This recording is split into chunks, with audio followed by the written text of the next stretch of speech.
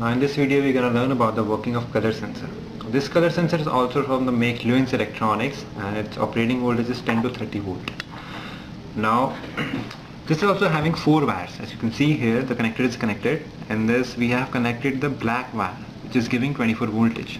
Now these 4 wires indicate it is also a universal sensor. Now depending on your application, you can use any of these 2 wires, black or white, because black is giving 24 volt output and the 0 is giving 0 volt output when any the particular color is detected.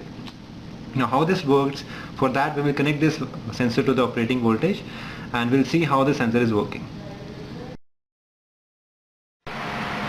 Now I have given the operating voltage to this sensor and the output is connected to this indicator. Now initially what we have to do, suppose we have to detect these red strips. To do that, first we have to teach this sensor. Now to teach the sensor, first we have to teach the background of the strip. Now for this we have to just place the sensor above 15 millimeter above the background, and we have to press this button for about 5 to 6 seconds. Now when you see this blinking of light, now the background is selected. Now we have to select the color of the object which we have to indicate. Now by placing this point of light on the selected object, selected color, we have to press it again, just once. Now it has detected the red strip. Now my sensor is ready to detect this red strips. Now initially my background is white, so there is no output, as you can see. Now when I move the strip, you can see at red position this is on, so it is now indicating this red strip is detected. Now when I move the strip, again you can see the output is on only at the red strip. So this is how I have calibrated the sensor to detect the red color. Now the same way